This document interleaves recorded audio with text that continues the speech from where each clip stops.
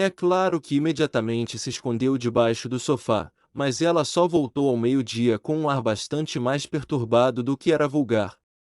Este acontecimento revelou a Gregório a repulsa que o seu aspecto provocava ainda à irmã e o esforço que devia custar-lhe não desatar a correr mal via a pequena porção do seu corpo que aparecia sob o sofá.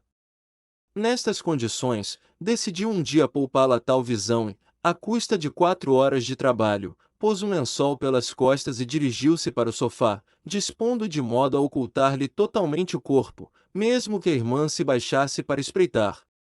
Se ela achasse desnecessário o lençol, de certo o tiraria do sofá, visto ser evidente que aquela forma de ocultação e confinamento em nada contribuíam para o conforto de Gregório. Neste instante, ela deixou o lençol onde estava e ele teve mesmo a impressão de surpreender-lhe um olhar de gratidão, ao levantar cuidadosamente uma ponta do lençol para ver qual a reação da irmã àquela nova disposição.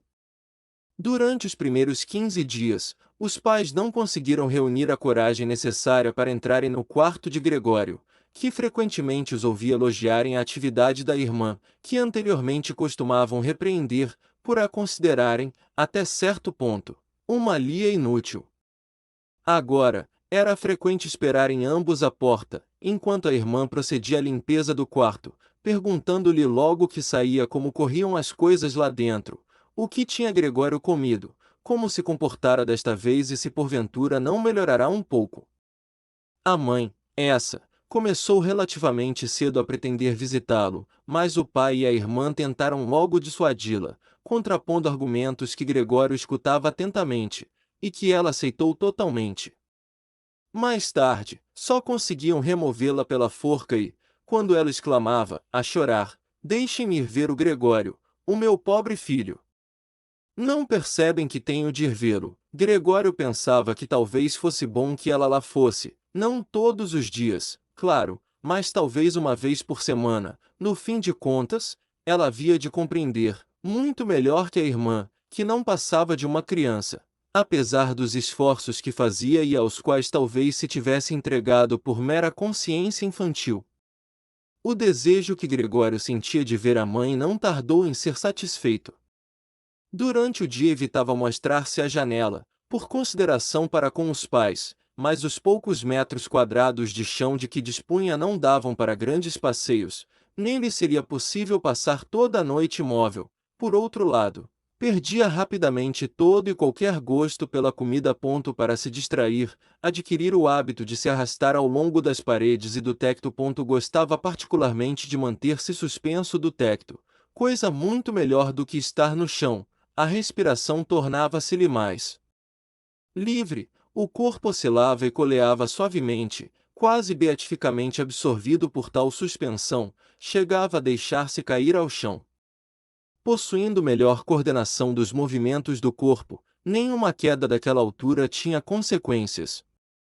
A irmã notara imediatamente esta nova distração de Gregório, visto que ele deixava atrás de si, ao deslocar-se, marcas da substância pegajosa das extremidades das pernas, e meteu-se-lhe na cabeça arranjar-lhe a maior porção de espaço livre possível para os passeios, retirando as peças de mobiliário que constituíssem obstáculos para o irmão, especialmente a cômoda e a secretária. A tarefa era demasiado pesada para si, se não se atrevia a pedir ajuda ao pai, estava fora de questão recorrer à criada, uma menina de 16 anos que havia tido a coragem de ficar após a partida da cozinheira, visto que a moça tinha pedido o especial favor de manter a porta da cozinha fechada à chave e abri-la apenas quando expressamente a chamavam. Deste modo, só lhe restava apelar para a mãe numa altura em que o pai não estivesse em casa. A mãe anuiu-se, entre exclamações de ávida satisfação, que diminuíram junto à porta do quarto de Gregório. É claro que a irmã entrou primeiro, para verificar se estava tudo em ordem antes de deixar a mãe entrar. Gregório puxou precipitadamente o lençol para baixo e dobrou-o mais, de maneira a parecer que tinha sido acidentalmente atirado para cima do sofá. Desta vez não deitou a cabeça de fora para espreitar, renunciando ao prazer de ver a mãe pela satisfação de ela ter decidido afinal visitá-lo. Entre, que ele não está à vista, disse a irmã, certamente guiando-a pela mão. Gregório ouvia agora as duas mulheres esforçarem-se por deslocar a pesada cômoda e a irmã chamar a si a maior parte do trabalho, sem dar ouvidos às admoestações da mãe, receosa de que a filha estivesse a fazer esforços demasiados. A manobra foi demorada. Passado, pelo menos, um quarto de hora de tentativas, a mãe objetou que o melhor seria deixar a cômoda onde estava, em primeiro lugar, porque era pesada demais e nunca conseguiriam deslocá-la antes da chegada do pai. Se ficasse no meio do quarto, como estava, só dificultaria os movimentos de Gregório. Em segundo lugar, nem sequer havia certeza de que a remoção da mobília lhe prestasse um serviço. Tinha a impressão do contrário, a visão das paredes nuas deprimia-a, e era natural que sucedesse o mesmo a Gregório, dado que estava habituado à mobília havia muito tempo e a sua ausência poderia fazê-lo sentir-se só. Não é verdade, disse em voz baixa, aliás pouco mais que murmurara, durante todo o tempo, como se quisesse evitar que Gregório, cuja localização exata desconhecia, lhe reconhecesse sequer o tom de voz, pois estava convencida de que ele não percebia as palavras. Não é verdade que, retirando-lhe a mobília, lhe mostramos não ter já qualquer esperança de que ele se cure e que o abandonamos impiedosamente à sua sorte? Acho que o melhor é deixar o quarto exatamente como sempre esteve, para que ele, quando voltar para nós, encontre tudo na mesma e esqueça com mais facilidade o que aconteceu entretanto.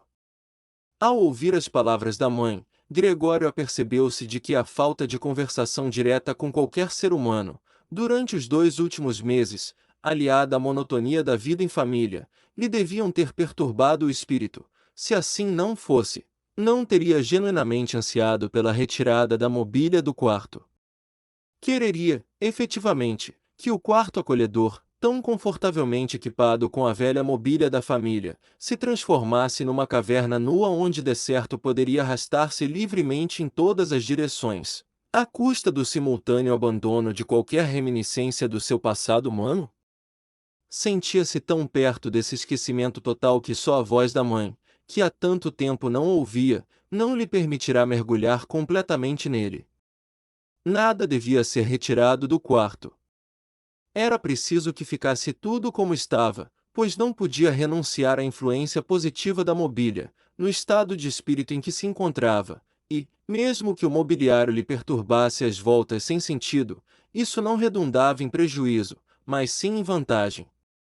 Infelizmente a irmã era de opinião contrária, habituara-se, e não sem motivos, a considerar-se uma autoridade no que respeitava Gregório, em contradição com os pais, de modo que a presente opinião da mãe era suficiente para decidir a retirar, não só a cômoda e a secretária, mas toda a mobília, à exceção do indispensável sofá. É certo que esta decisão não era consequência da simples teimosia infantil nem da autoconfiança que recentemente adquirira, tão inesperada como penosamente, tinha, efetivamente, percebido que Gregório precisava de uma porção de espaço para vaguear e, tanto quanto lhe era dado observar, Gregório nunca usará sequer a mobília. Outro fator terá porventura sido igualmente o temperamento entusiástico de qualquer menina adolescente, que tende a manifestar-se em todas as ocasiões possíveis e que agora levava Gretchen a exagerar o drama da situação do irmão, a fim de poder auxiliá-lo mais ainda.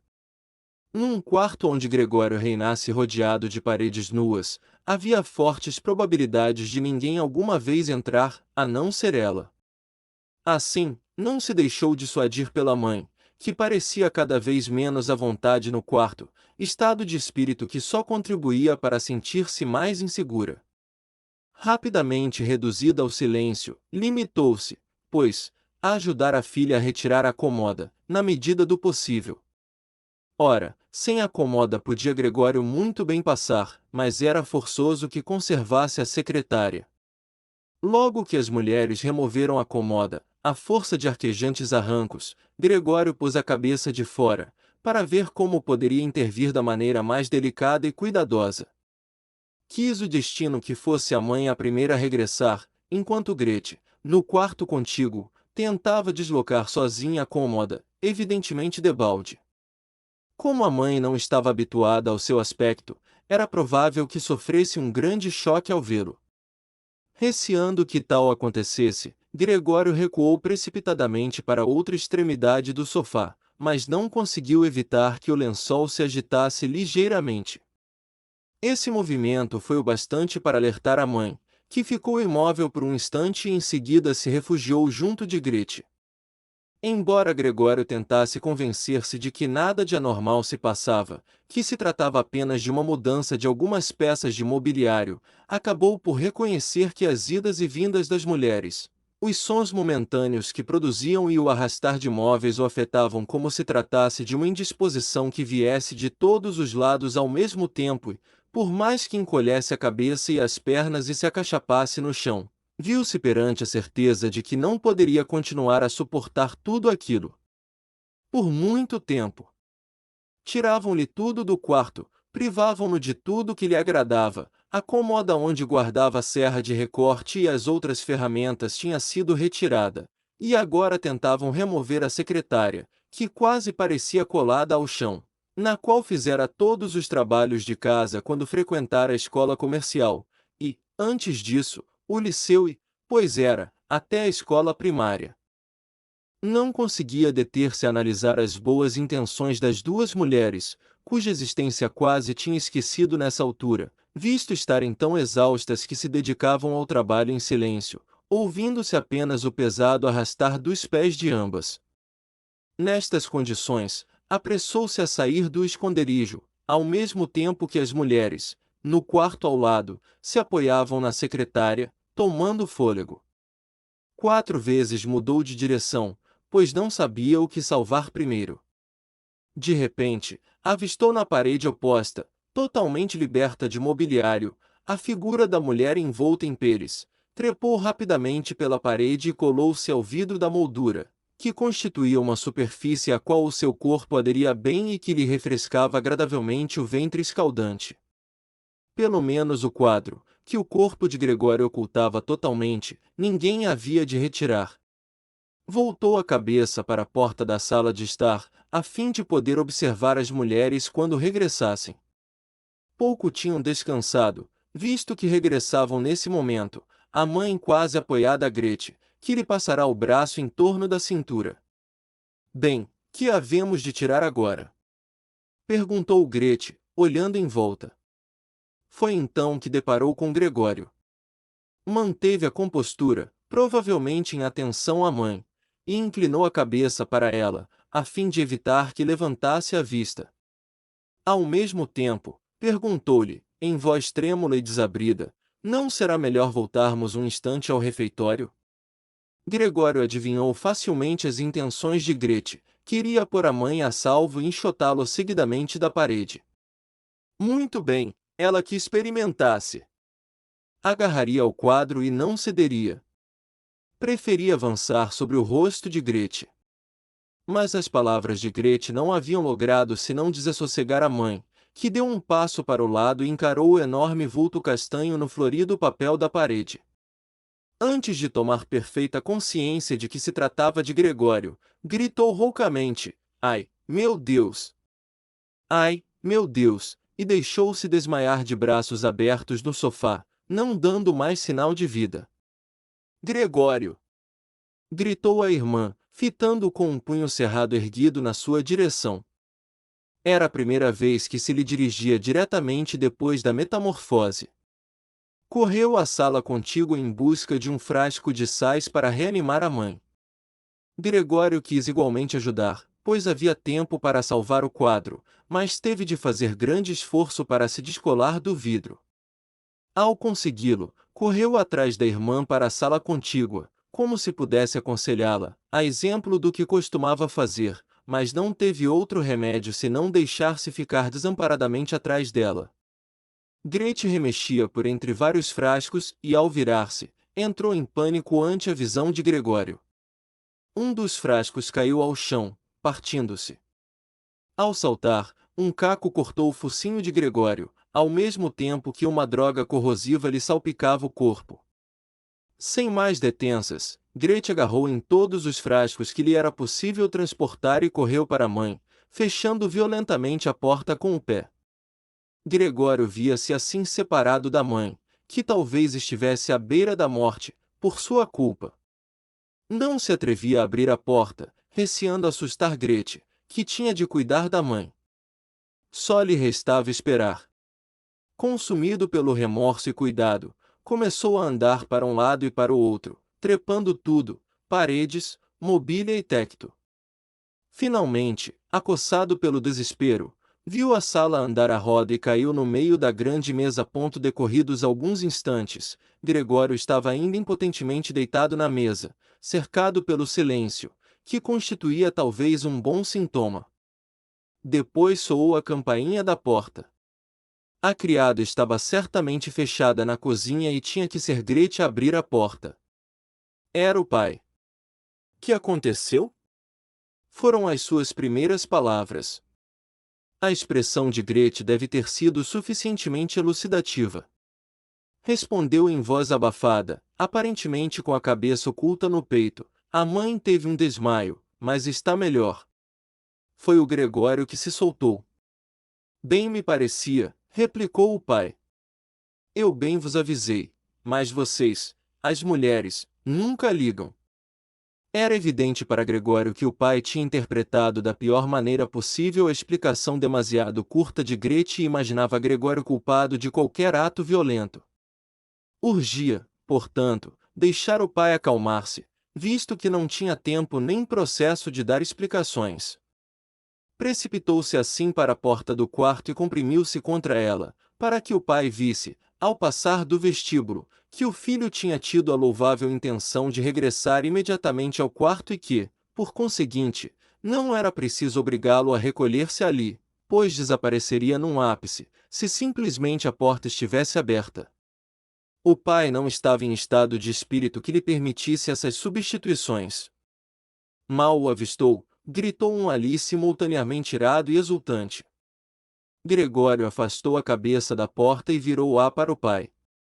Para dizer a verdade, não era o pai que imaginara, tinha de admitir que ultimamente se deixara absorver de tal modo pela diversão de caminhar pelo tecto que não dava atenção de outros tempos ao que se passava no resto da casa, embora fosse obrigação sua estar preparado para certas alterações. Mas, ao mesmo tempo, seria aquele realmente o seu pai? Seria o mesmo homem que costumava ver pesadamente deitado na cama quando partia para cada viagem? Que o cumprimentava quando ele voltava, à noite, deitado, de pijama, numa cadeira de braços? Que não conseguia ter-se de pé e se limitava a erguer os braços para o saudar? Que, nas raras vezes em que saía com o resto da família, 1 ou 2 domingos por ano, nas férias, caminhava entre Gregório e a mãe, andavam bem devagar, o pai ainda mais vagarosamente do que eles, atabafado dentro do velho sobretudo, arrastando-se laboriosamente com o auxílio da bengala, que pousava cautelosamente em cada degrau e que, sempre que tinha alguma coisa para dizer, quase sempre era obrigado a parar e a juntá-los todos à sua volta. Agora estava ali de pé firme, envergando-o na bela farda azul de botões dourados, das que os contínuos dos bancos usam. O vigoroso duplo queixo espetava-se para fora da dura gola alta do casaco e, sob as espessas sobrancelhas, brilhavam-lhe os olhos pretos, vívidos e penetrantes.